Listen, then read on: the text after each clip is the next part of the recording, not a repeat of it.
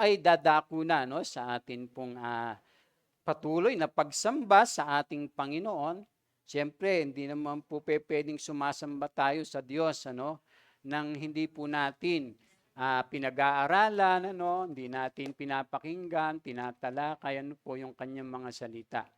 Dahil yung tunay na pagsamba sa Diyos ay yung tayo po ay sumusunod sa Kanya. Kasi kahit anong gawin po natin dito sa loob ng church, ano, yung mga tinatawag na ang tawag dyan, yung ekspresyon ng ating pagsamba, ano, yung tayo umaawit, pumapalakpak, yung tayo tumatalon, tapos hindi naman natin talaga sinusunod ang Panginoon, eh parang baliwala yung ating pagsamba sa Diyos. Kaya napakahalaga po na ang mga tao na kumikilala sa Panginoon or yung nagsasabing sila'y mananampalataya o mga Kristiyano kaya ano ay dapat po talaga nakikita sa buhay po natin na tayo nga ay kay Kristo. Amen? Ayan. So kaya kinakailangan natin ano, alamin yung kanyang kalooban at siyempre makasunod tayo doon sa kalooban ng Diyos sa pamamagitan ng kanyang mga salita. Kaya kailangan talaga natin na pinag-aaralan, ating sinasaliksik, ating talagang pinagbubulay ano yung mga salita ng ating Diyos. So tayo po'y dadako na sa ating tatalakayin ano po sa araw pong ito. 'Di ba, ang isa po sa pinaniniwalaan po natin ng mga mananampalataya, ano, yung mga Kristiyanong katulad natin, lalo na po sa Jesus First Christian Ministries, ano, sabi diyan, ang iglesia ng Panginoong Yesus ay iisa lamang. Ito ang kanyang katawan at siya ang pangulo nito. Kabilang dito ang lahat ng mga mananampalataya sa lahat ng panahon. Ano yun? So, ang atin pong tatalakayin ngayon, ano po, ay pinamagatan po natin na ano, ang Panginoong Yesus at ang kanyang iglesia. Ayan. Kasi po napakaraming mga, 'di ba, maraming mga lumalabas ngayon at maraming mga nagke-claim na sila daw ano yung tunay na iglesia ng ating Panginoon. At pagka hindi ka raw dun kaanib, hindi ka maliligtas. Ano, 'di ba may mga ganung mga pangaral at turo. At talagang yun ay pinaninindigan po nila. Pero pagka inaral po natin yung kanilang mga doktrina, yung kanilang ibang mga pinaniniwalaan, ay laban doon sa mga pinaniniwalaan ng tunay na iglesia na itinayo ng ating Panginoong Jesus. Ano po? Kaya atin pong tatalakayin po ito mga kapatid. Ang Panginoon at ang kanyang iglesia. Siyempre, dahil ang Panginoon ang ulo, di ba? Sabi ng salita ng Diyos, tayo yung kanyang mga katawan. So sabi diyan, ano nga po ba ang tunay na iglesia ng Panginoong Yesus? Kabilang nga po ba tayo rito?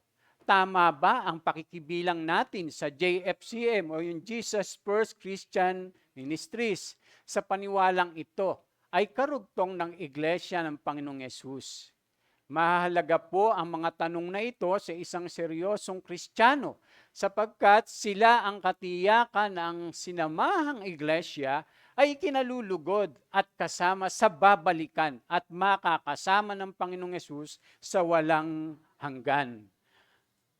Tandaan po natin ano po, pag bumalik ang Panginoong Yesus, sino ang kanyang susunduin?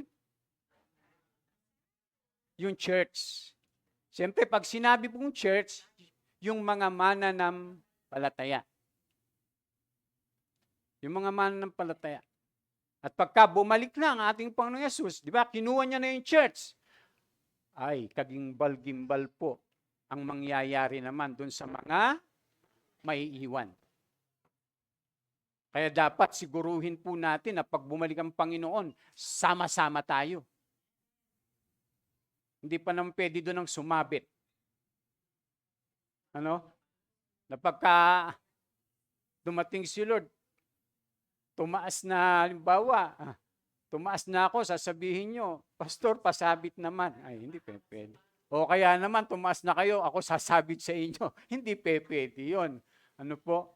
So, sa pagbalik ng Panginoong Yesus, sabi nga po dyan, yun po yung babalikan niya at makakasama ng Panginoon sa walang hanggan. So marami na po sa ating panahon ang nag-aangking sila ang totoo at ayaw isama ang iba. Suriin po natin ngayong umaga kung ano at alin nga ang tunay na iglesia ng Panginoong Yesus dito sa daigdig. So magsimula po tayong magbasa, dito sa Mateo 16:15 hanggang 18. Ayan. Sige po, basahin po natin ng sabay-sabay. 1, 2, 3. Ay, sorry. 1, 2, 3. Tinanong ulit sila ni Jesus, ngunit para sa inyo, sino ako? Sumagot si Simon Pedro, kayo po ang Kristo, ang anak ng Diyos na buhay.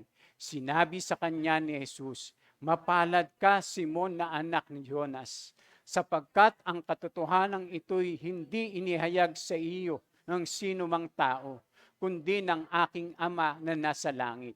At sinasabi ko sa iyo, ikaw ay Pedro, sa ibabaw ng batong ito ay itatayo ko ang aking iglesia. At ang pintuan ng daigdig ng mga patay ay hindi magtatagumpay laban sa kanya. So ayan, napakalinaw po yung sinabi po ng Panginoong Yesus kay Apostol Pedro. Na ang sabi po ng Panginoong Yesus, ikaw ay Pedro. Hindi niya sinabing, Pedro. Sabing gano'n. Kundi ang sabi niya, ikaw ay Pedro. Alam niyo po kung ano ibig sabihin ng Pedro? Ha? Alam niyo po yan, pag kinuha natin sa salitang Griego yan, ang ibig sabihin po niyan ay maliit na bato. Kaya parang sabi ng Panginoong Yesus, Pedro, maliit ka lang na bato. Kaya sabi niya, at sa ibabaw ng batong ito, di ba? Itatayo ko ang aking iglesia. So, ibig sabihin, ang Panginoong Yesus, ang nagtayo ng kanyang iglesia. Hindi po ang tao o sino mang tao. At alam niyo po kung kailan natayo po yung iglesia ng ating Panginoon. Ayon sa mga Bible scholar po, noong 33 AD. At yan po ay nagsimula sa Jerusalem. Sa Jerusalem. Kasi, siyempre, sa Israel, nagsimula. Magtaki po tayo ng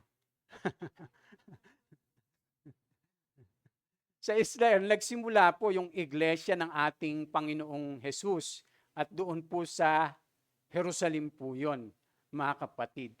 At malinaw po ang sabi ng ating Panginoong Jesucristo, na siya yung nagtayo ng kanyang church. At yung church naman po na tinutukoy dyan ay yung mga tao. Diba? Mga tao po yan. Mga taong nanampalataya sa ating Panginoong Jesus. Mga taong tinawag, called out.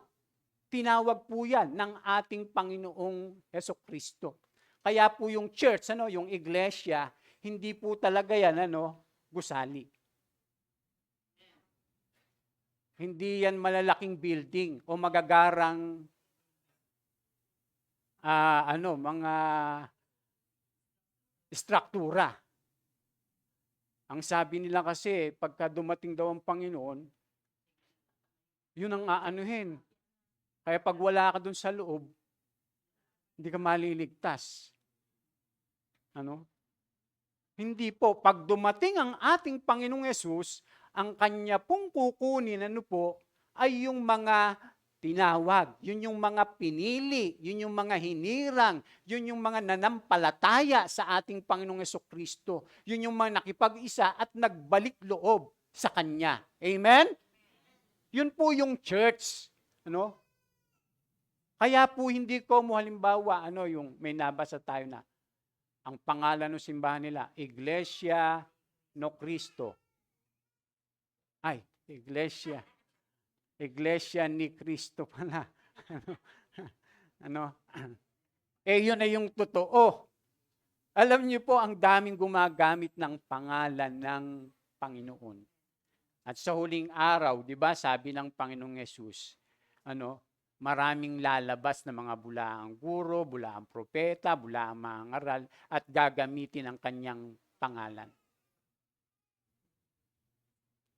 Gagamitin ang kanyang pangalan. Kaya ang daming naliligaw. Kaya maraming mapapahamak dahil naligaw ng pananampalataya. Hindi nga dahil masama sila kundi naligaw talaga sila. Kasi bakit? Mga tapat naman sila doon sa ginagawa nila, sa relihiyon nila. Pero kung mali yung pinaniniwalaan, mali yung kinikilalang Kristo, dahil maraming Kristo, doon nga sa sabungan may Kristo din. Kaya ang daming Kristo, di ba? Kaya pag pumunta ka sa sabungan, ngayong linggo, mas marami pa sa atin. Kahit di linggo. So, sabi nga po dyan, sa ating tatalakayin, ano nga po ba yung iglesia ng Panginoong Yesus? Unang-una po, ang tunay na iglesia ay kanyang iglesia. Halimbawa, ito po, church po ba tayo? Yung Jesus First Christian Ministries Antipolo, church po yan. Yung Jesus First Christian Ministry sa Teresa, church po yun. Yung Jesus First Christian Ministry sa Anguno, church po yun. Yung Jesus Christian Ministry sa Taytay, church po yun. Iglesia po yun ng ating Panginoon, mga kapatid. Pero iyon po ay pag-aari po ng pastor. Ay, hindi. Yun po ay pag-aari ng Panginoon. Sapagkat siya po ang nagtayo nun. Nagkaroon lang ng mga bunga. Dumami lamang yung mga mananampalataya.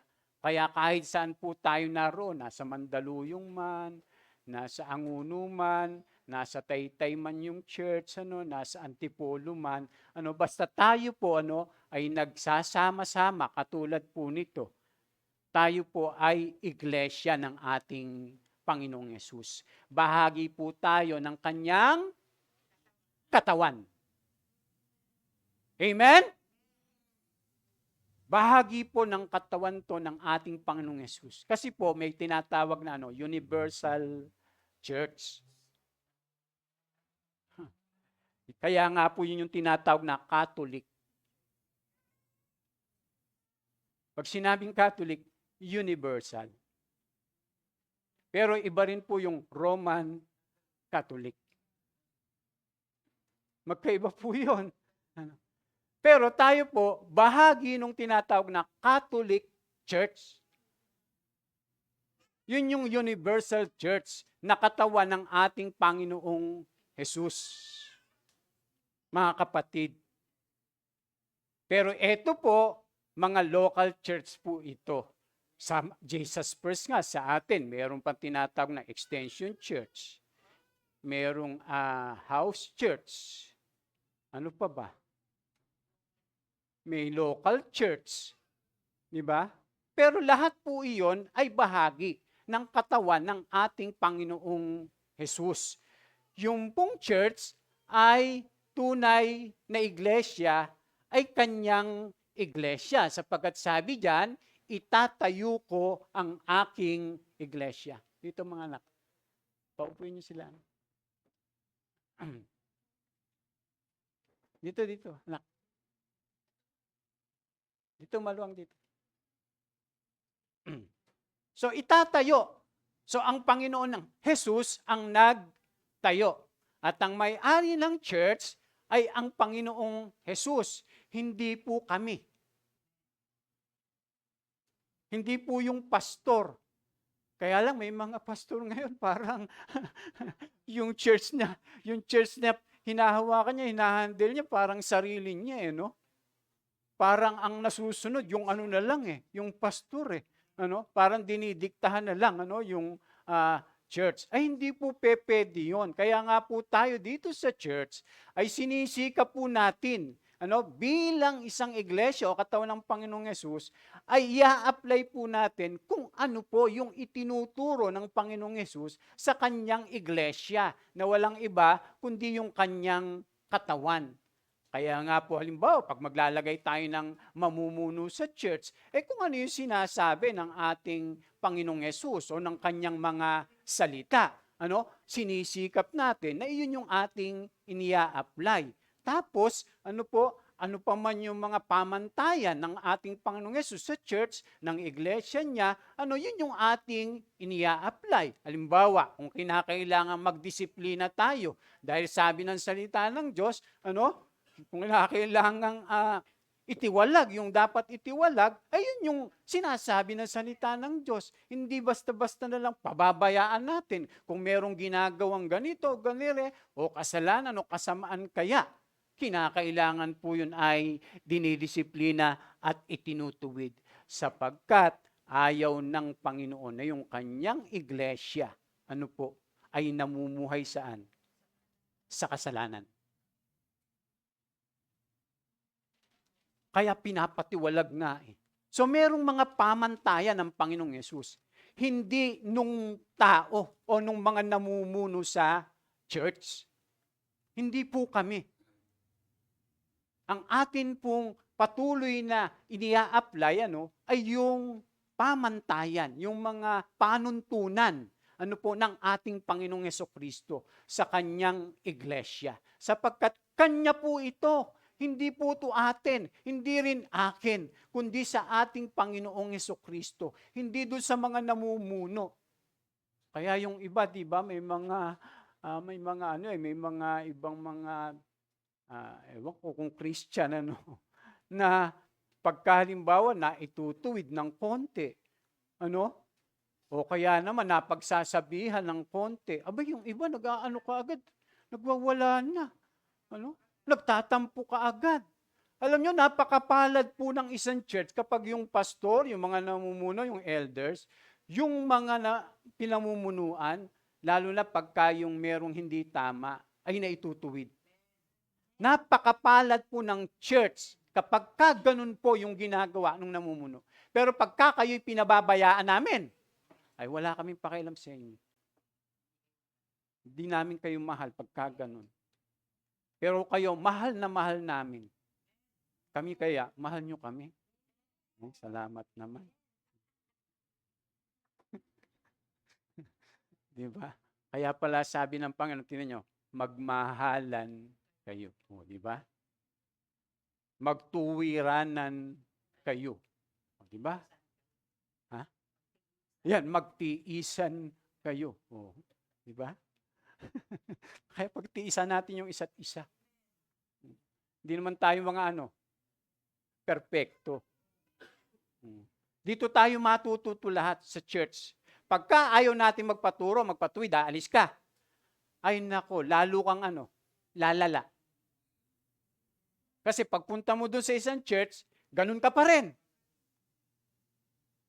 Hindi ka na bago. Pero kung nagpaturo ka dito, nagpatuwid ka, lalago ka pa.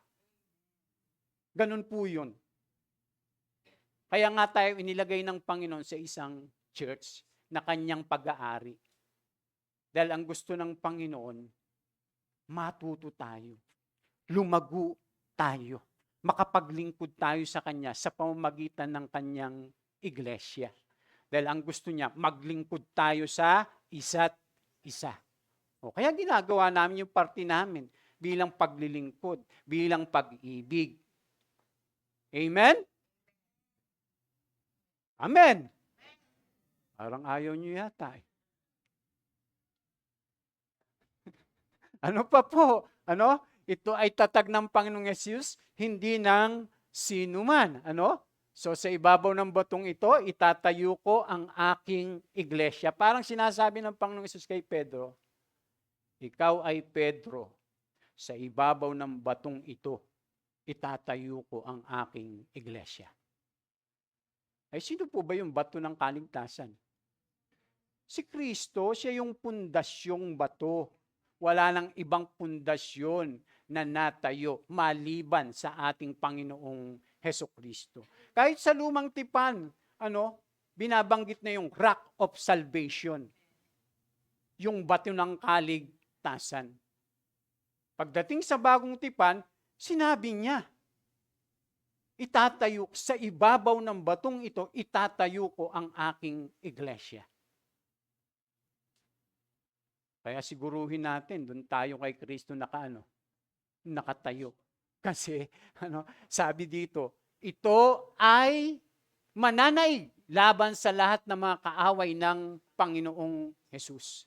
So, ibig sabihin, kapag tayong mga mananampalataya, ay nakatayo sa ibabaw ng bato, ay sabi po ng Biblia ay ito, Sabi diyan, at ang pintuan ng daigdig ng mga patay ay hindi magtatagumpay laban sa kanya.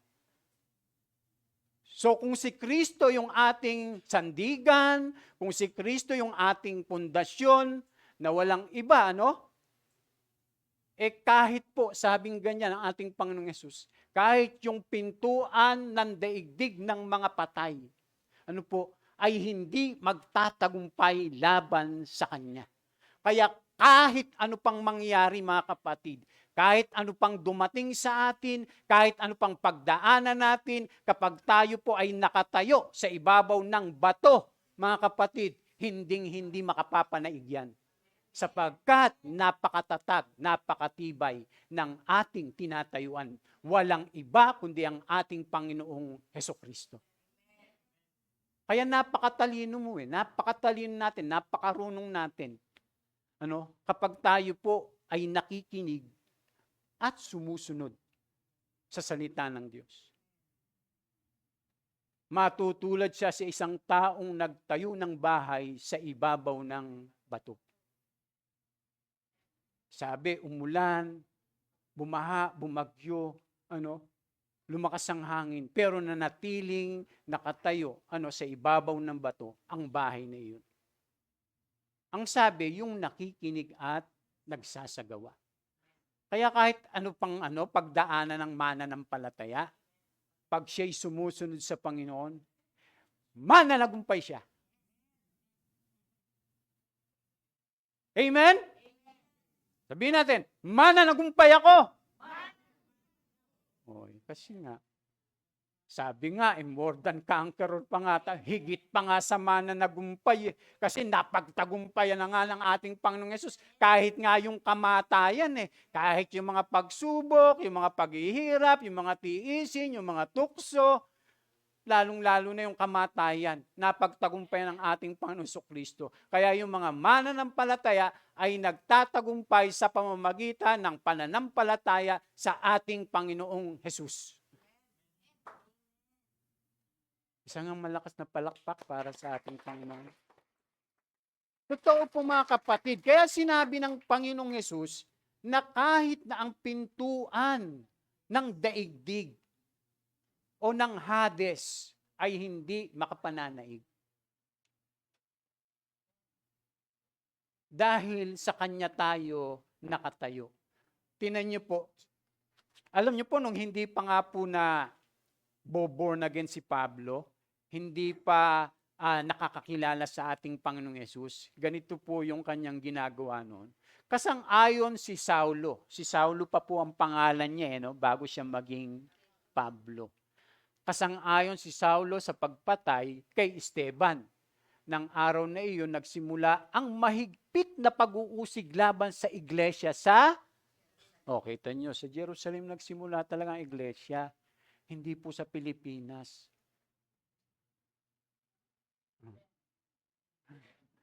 Yung nagsimulang iglesia sa Jerusalem, si Kristo ang nagtayo. Pero yung nagsimulang iglesia daw dito,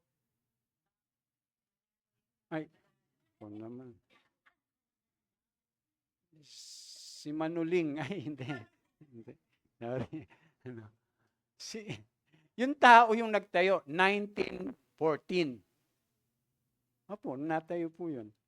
Yung, yung iglesyang tinayo dito sa Pilipinas.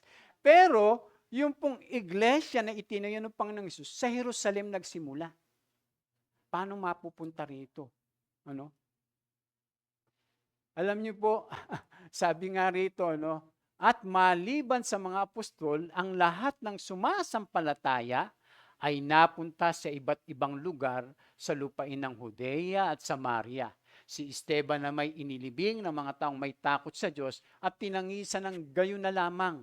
Samantala, sinikap ni Saulo na wasakin ang iglesia. Si Pablo po yan, si Apostol Pablo yan. Saulo pa lang pangalan niya, nang hindi pa siya naboborn again. Hindi pa siya nakikipag-isa sa Panginoong Hesus. Hindi pa siya kumikilala. Pero sinikap niyang wasakin ang church. Pinapasok niya ang mga bahay-bahay at ang mga mananampalataya ay kanyang kinakaladkad at ibinibilanggo. Ganong katindi si Pablo noon. Nung hindi pa siya nagiging apostol. Bago po maging apostol, si Apostol Pablo, ay naging taga-usig po siya. Mamamatay tao po siya. Pinahihirapan niya yung mananampalatayang katulad natin. Mabuti na lang, walang Pablo ngayon dito sa atin. Alam niyo, napakapalad natin sa Pilipinas. Yung mga Christian. Napakapalad natin. Hindi pa dumadating sa pagdanak ng dugo yung atin pong pagsunod at pananampalataya sa Panginoon. Samantalang noon, si Esteban, ano nangyari? Pinagbabato. Kinaladkad. Yung mga unang Christian, ano nangyari? Binabibilanggo. Ganun katindi yung mga pagsubok at hamon doon sa kanilang pananampalataya. Ay samantalang tayo dito, umulan lang, paglinggo, di mo na akong sisimba. Tapos magte-text, Pastor, umuulan po, hindi mo na magsisimba. Iruin mo yun. Napakababaw mo naman. Diba? Samantalang yung mga unang mananampalataya. Pero mapapansin natin, pag binasa natin ng buo, sabi, binabalanggo niya, binibilanggo niya, kinakaladkad, maging lalaki man o babae. Walang sinisino. Tapos sabi diyan, dahil dito, nagkahiwa-hiwalay yung mga mananampalataya, yung church, sa iba't ibang lugar. Ngunit, tinan niyo po, saan man sila makarating, ipinapangaral nila ang salita. Kita niyo na, mas tumapang pa sila eh. Mas naging aktibo pa sila eh. Kahit na merong persecution, itinuturo nila, pinapangaral nila, nagwi-witness sila, nag-iibanghelyo sila, mga kapatid. Pero napakatindi ng persecution. Di sila natatakot. Di sila natatakot. Ganun katindi yung hamon sa pananampalataya. Ay tayo, pag walang pamasahe, pwede naman maglakad. Samantalang yung mga tao nun, nalalayo na simbahan, nilalakad lang. Wala pa sasakyan nun, panahon nila eh.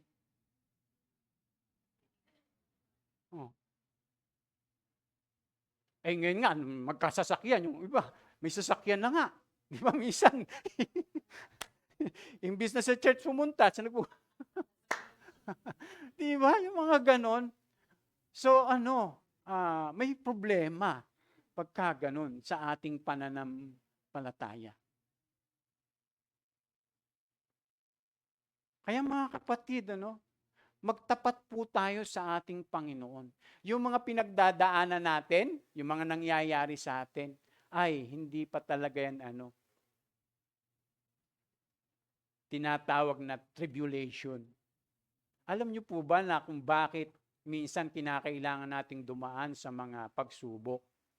Dahil dadating yung panahon. Dadating yung panahon. Lalo na, buhay pa tayo. Pag dumating yung tinatawag na Great Tribulation, yung sinasabi sa Biblia na yung kalapastangan ng walang pangalawa. Alam niyo po, yun yung Great Tribulation po yun, mga kapatid. At kung tayo'y buhay pa nun, mararanasan po natin yun. Kaya kinakailangan po na tayo matutong magtiis. Puro tiis na nga, pastor eh. Sige lang. Yun, sabi nga ni Ate Jocelyn, ang sino mang magtiis hanggang wakas, ang siyang maliligtas. Paano kung dumating na yung araw na yon, kapag yung pong Antichrist, ay naghahari na. Tapos yung mga Kristiyano, kanya nang hahabulin, pahihirapan kaya, papatayin, papipiliin ka kung tatakba o pugot.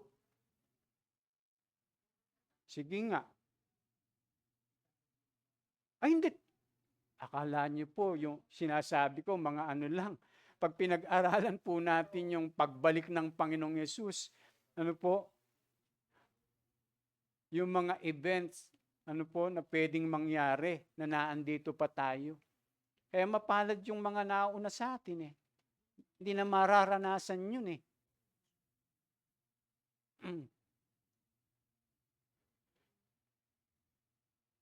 Kaya kinakailangan po matutunan nating magtiis.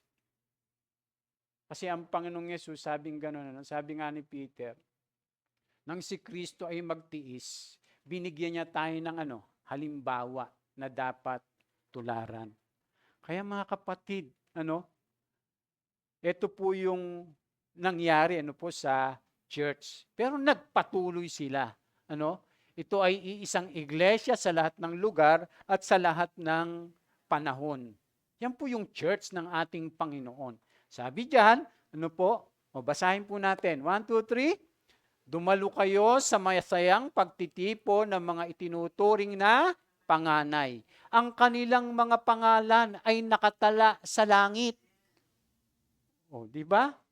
Sabi, dumalo kayo sa masayang pagtitipon ng mga itinuring na panganay. Biruin mo. Tayo pala itinuturing na panganay. Mga kapatid. Tapos ang sabi diyan, at ang kanilang mga pangalan ay nakatala sa langit. Bakit kaya tayo tinuturing na panganay? Si Kristo, ano po ba? Firstborn. Tinatawag siyang firstborn. Okay, si Kristo at saka yung church. Di ba, isa? Kaya pala tinatawag tayo. Firstborn, sabing ganon. Lumapit kayo sa Diyos, na hukom ng lahat at sa mga espiritu ng mga taong ginawang ganap. Lumapit kayo kay Jesus, ang tagapamagitan ng bagong tipan, ang dugo niyang dumanak, ay may pangako na mas mabuting bagay kaysa isinisigaw ng dugo ni Abel. Kaya po yung church ng ating Panginoon, siya yung iglesia sa lahat ng panahon. Dahil bakit? Kahit na nga po tayo'y kunin niya, o kahit na nga po dumating ang Panginoong Yesus, yung church niya pa rin yung kanyang susunduin. Mga kapatid.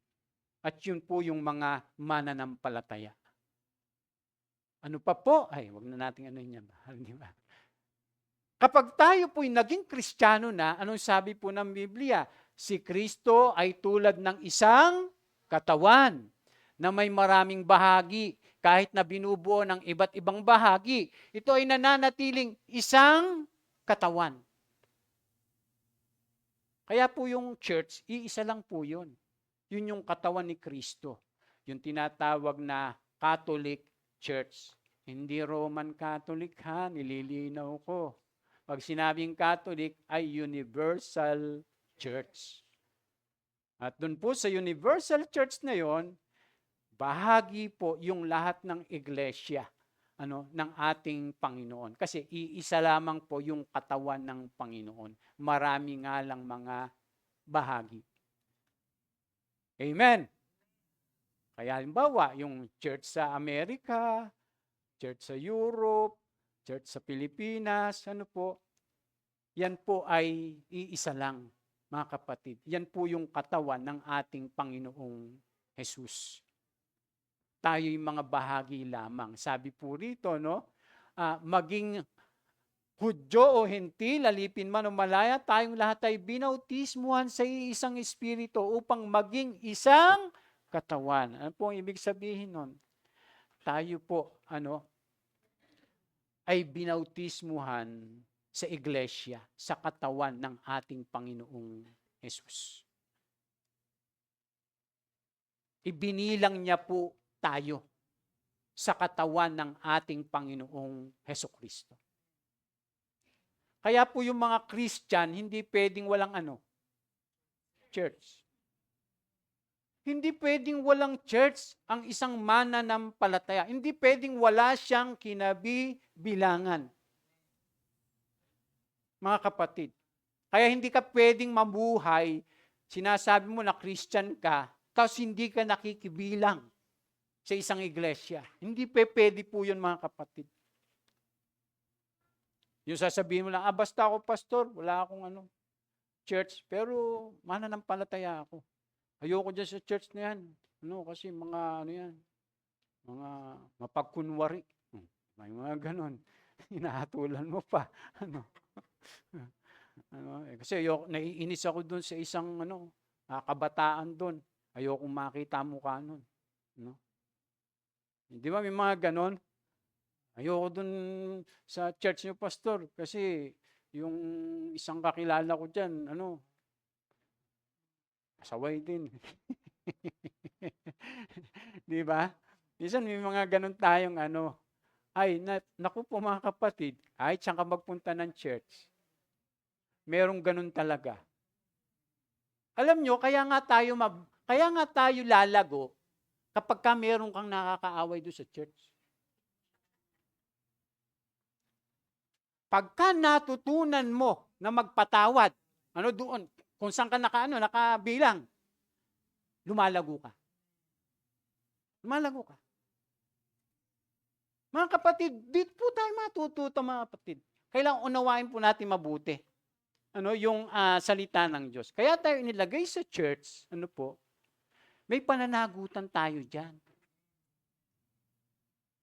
May pananagutan tayo sa isa't isa. Mga kapatid.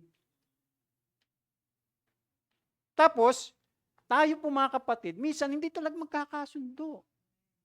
Ibig bang sabihin nun, maghihiwa-hiwalay na tayo?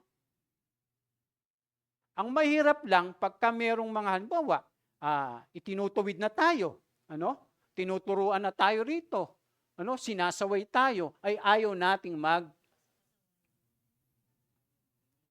ayaw magpasaway.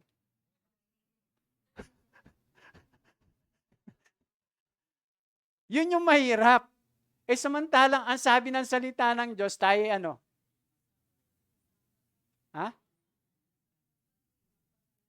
magtuwiranan, magpatawaran, magmahalan, magtulungan, magmalasakitan. Di ba ganon?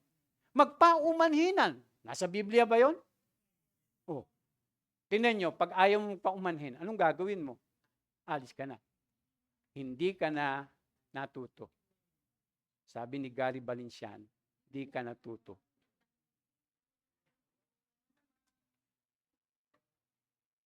Hindi ka matututo. Ganun ka uli pag umalis ka.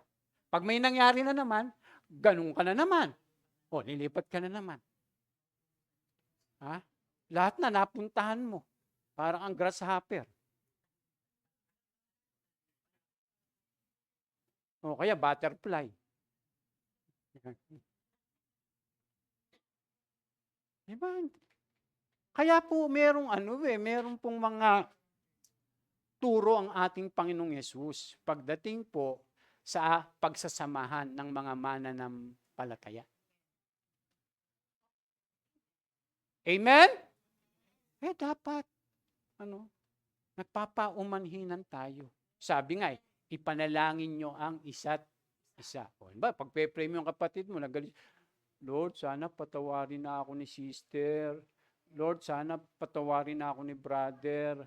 Lord, sana masagasaan na minsan, ganun ang panalangin. Di ba? Mali, pagka ganon. Paano matututunan na ibigin ang iyong kapatid? Ang iyong kaaway, lalo na.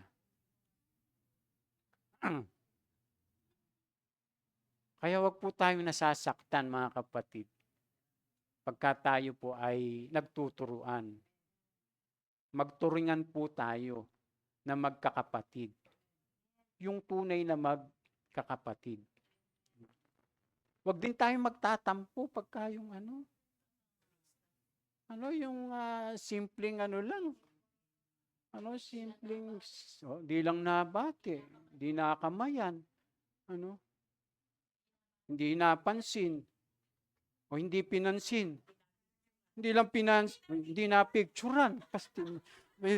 Pastor, ba't di nyo naman ako sinama sa picture? Nakakainis ka. Sabihin mong ganun. Napakasimple lang, di ba? Pagka kayo, ba't wala ako rito? Masabi, ba't hindi ako kasama rito? Nakakaasarya si pastor. May pinipili yata yun. May tinititigan. Pero napakasimple lang. O kaya naman naglalakad yung kapatiran. Nadaanan ka. Hindi ka pinansin. Hindi napansin. Hindi pinansin. Minsan yung isip kaagad natin, negative. Di ba? Dapat hindi ganon. Dapat nga lahat tayo, habang tumatagal, nag-grow tayo eh. Mag-mature tayo. Para yung tayo mga kapatid, yung imbis na maging problema sa church, yung makakatulong tayo. Oo. Yung imbis na nakakabigat tayo, nakakatuwang tayo mga kapatid. Dapat, habang tumatagal tayo, ganun. Hindi yung katulad yung mga nagbubuhat ng bahay, di ba? Tapos sa bintana, nakasilip ka, nandun ka sa loob, binubuhat ng mga kapatid mo yung bahay. Nandun ka sa loob ng bahay, nakasilip kang ganun. Pabigat ka pala. Wag naman ganun, di ba? Sabi nga, magpasanan tayo ng mga kabigatan eh. Di ba? Sabi ng salita ng Diyos. Amen, mga kapatid? Ako, napaka-practical nitong ating mga tinatalakay. So pangalawa, ang tunay na iglesia ay tinatag ng Panginoong Yesus at ang lahat ng mga sumusunod na iglesia ay nakadugtong dito. Kaya po yung lahat makakapagtayo tayo ng extension church, house church, kadugtong po yun ng iglesia ng ating Panginoong Hesukristo. Kahit saan pa yan, yan po ay bahagi ng katawan ng ating Panginoong Yesus. Ano nga po ba yung iglesia ng Panginoong Yesus? Pangalawa, ang tunay na iglesia ay sumusunod sa mga iniuutos ng Panginoong Yesus at ng mga apostol. Tandaan po natin, ang tunay na iglesia, ay sumusunod sa mga ipinag-uutos ng ating Panginoong Jesucristo. O doon sa mga katuruan ng mga apostol. Pumili ang Panginoong Hesus mula sa maraming mga alagad at ang mga ito ay tinuruan niya ng higit sa loob ng halos 3 taon. Ang mga ito ay tinawag na mga apostol o messenger na silang humayo, nagturo at nagpatatag sa unang iglesia. Kanilang pinaliwanag mga itinuro ng Panginoon, pampubliko man o pangpribado sa lahat ng mga sumusunod sa kanilang pangangaral at naging mga alagad din o Kristiyano.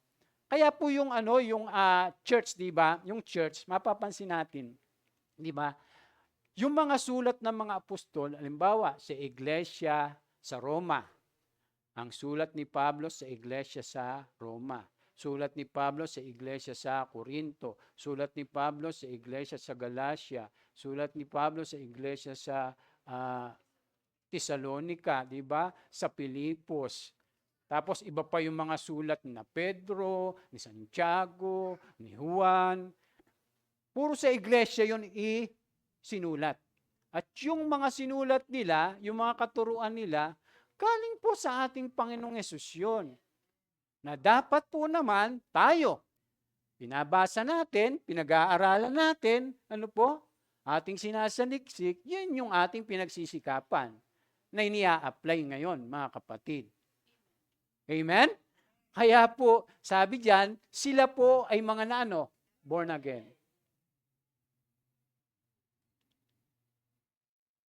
Tandaan natin, hindi makakapasok yung isang tao sa langit kung hindi siya na born again.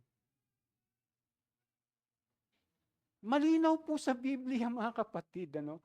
At yung mga na born again, yun yung mga nagano, sisi.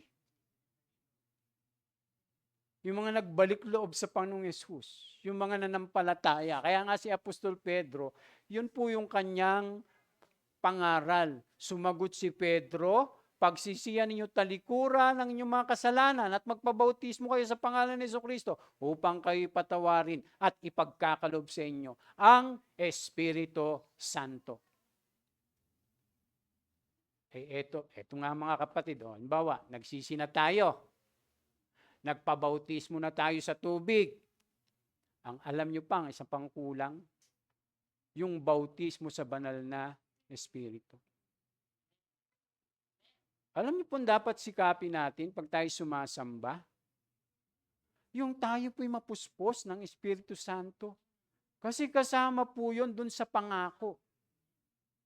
Natatanggapin natin ang banal na Espiritu. Iba po yung kapanganakang muli, mga kapatid, tandaan po natin, kaysa bautismo sa banal na Espiritu. Kaya kinakailangan po natin yung kapuspusan ng banal na Espiritu. Dahil yun po yung nagbibigay sa atin ng kapangyarihan. Para hindi tayo mahiya, hindi tayo matorpe. Ay, mga torpe, mukhang ano yun sa mga nanliligaw yaya tayo na, Ay, alam nyo, para tayong nanliligaw sa mga tao pag wala yung wala yung kapangyarihan, minsan ang hirap mag-share. Sabi ng salita ng Diyos, pagbabasa nyo ng banal na Espiritu, bibigyan ko kayo ng kapangyarihan na maging saksi. Kaya minsan, isa sa dahilan siguro kung bakit maraming Christian hindi makapag-witness.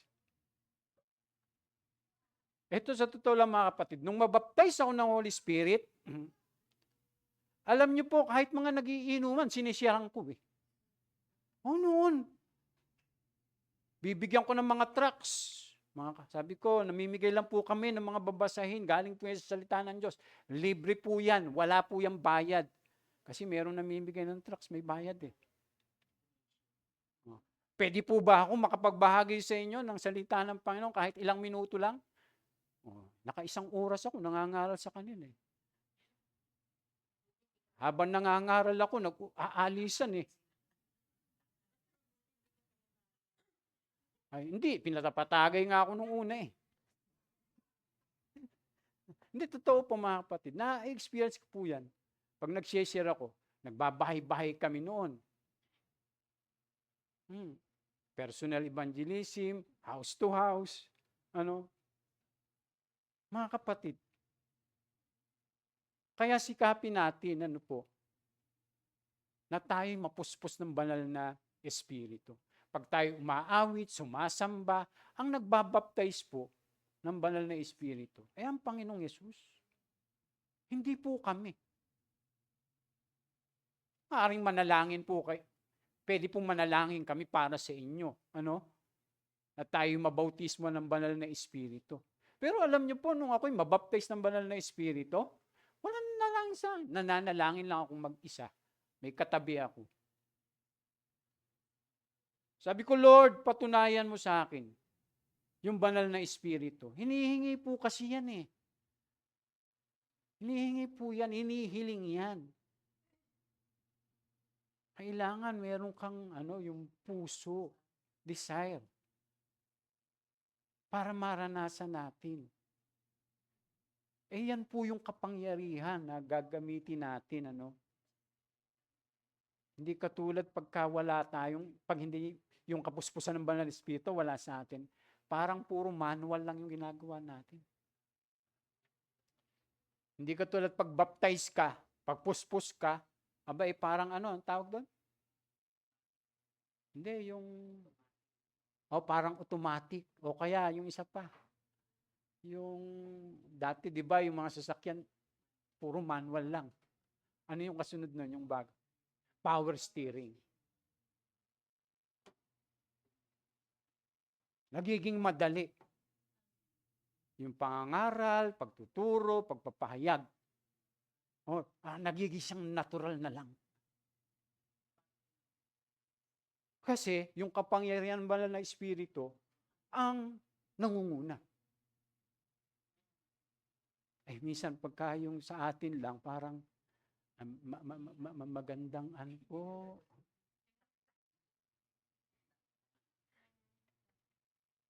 Diba? Yung minsan ganon.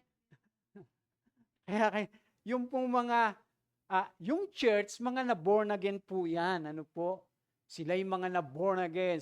Ito, si Peter din may sabi nito, dahil ito po, si Peter ang nangangaral dyan, sabi po rito, ayan, sa sulat ni Pedro, sapagkat muli kayo sinilang, hindi sa pamamagitan ng kapanganakang may kamatayan, kundi sa bisa ng buhay at di nagbabagong salita ng Diyos. Ayon sa kasulatan ng lahat ng tao ay tulad ng damo, gaya ng bulaklak nitong lahat ng kariktan. Ang damo ay nalalanta at kumukupas naman ang bulaklak, ngunit ang salita ng Panginoon ay mananatili magpakailanman. At ang salitang ito, ang magandang balitang pinangaral sa inyo.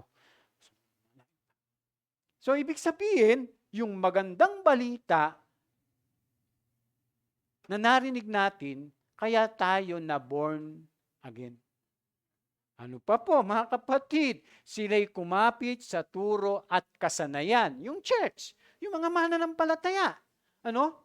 Sabi diyan, kaya't ang mga tumanggap sa sinabi niya ay pabautismo. Sino po pa dito ang hindi pabautismado? Taas ang kamay.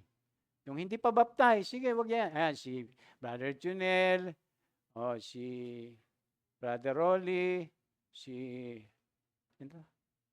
Aisha, at yung iba pa yan, si Juliana, meron po tayong baptisi, mga kapatid, sa May 10. At syempre, yun na rin po yung ating Family Day. Yung totoong mga nagiging Christian, dapat nagpapabautismo. Kasama po yun. Sa Kristyanismo. Kaya ang sabi diyan, at nadagdagan ng mga alagad na may 3,000 katao ng araw na iyon, nung nangaral si Apostol Pedro. Tapos sabi diyan, nanatili sila sa itinuturo ng mga apostol, sa pagsasama-sama bilang magkakapatid, sa pagpipira-piraso ng tinapay, at sa pananalangin. Kaya mamaya may breaking of the bread tayo . Diba? So, ina-apply natin yung mga yan.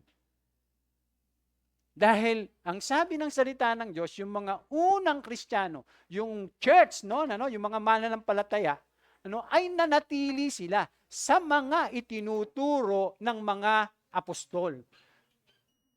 So kaya ating inia-apply yung mga katuruan ng ating Panginoong Jesucristo.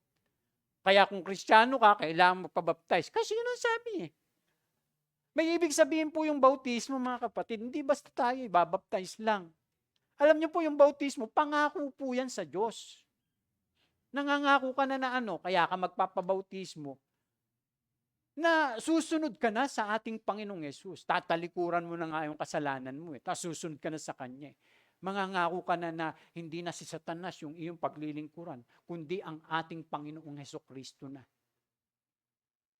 At napakarami po ang ibig sabihin niyang bautismo. Kaya nga po bago bautisman, tinuturuan muna. So nanatili sila, kumapit po sila sa katuruan ng mga apostol.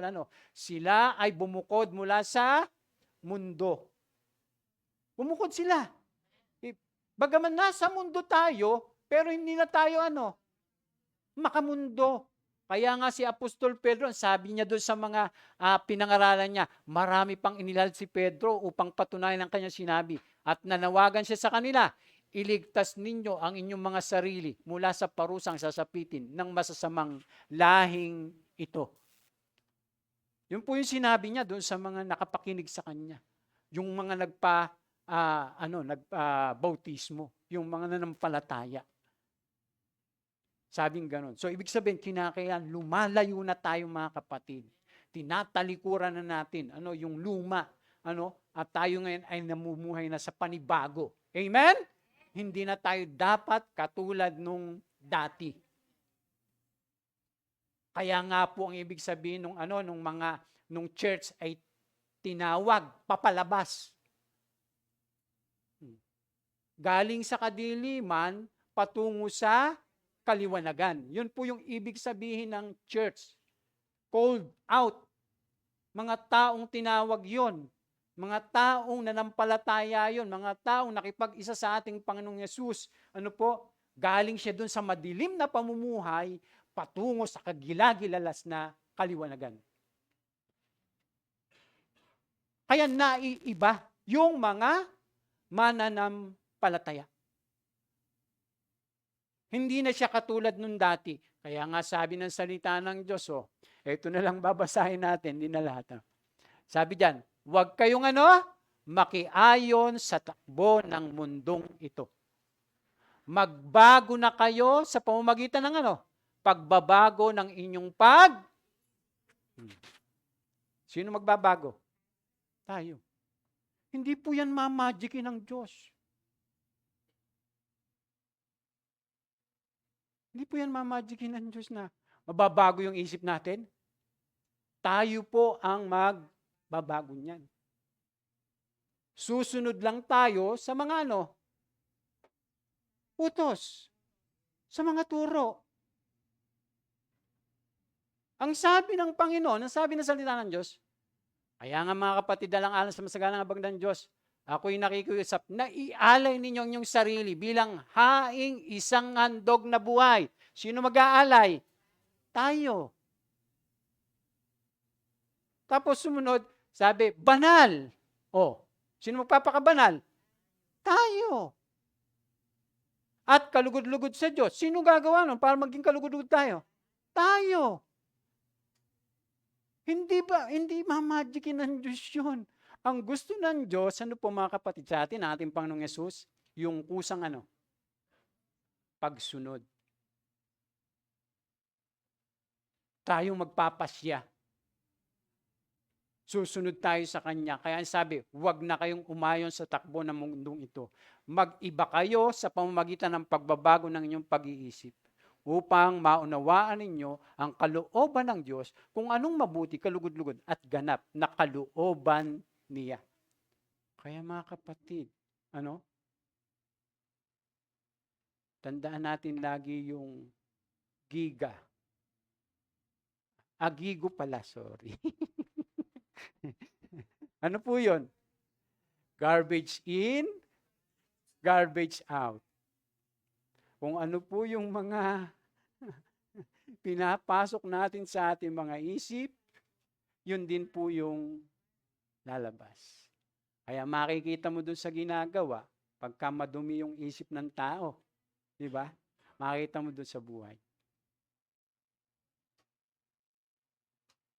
Kaya pag hindi tayo nagbago ng isip, hindi mababago yung buhay.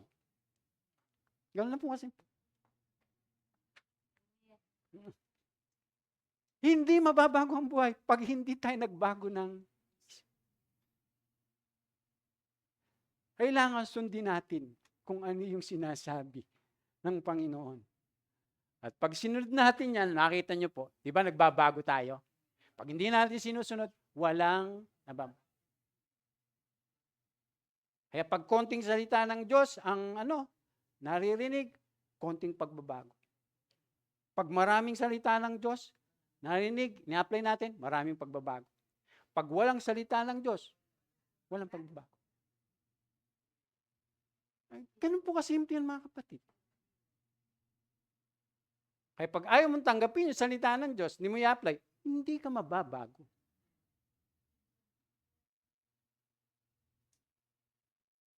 Kaya tingnan nyo, pagka lagi tayo nakikinig sa salita ng Diyos, tapos ina-apply natin, ang daming nababago sa buhay natin. Pero kung namimili ka lang, ay ito, maganda to. Tapos pagka tinamaan ka, yoko nun. Hindi ka mababago. Laging yun ang problema mo, yung ayaw mong mapakinggan. At alam nyo, yun yung magkukontrol sa iyong isip. Ang tawag doon ay stronghold sa isipan. Amen? Ayan. Dami natin natutunan.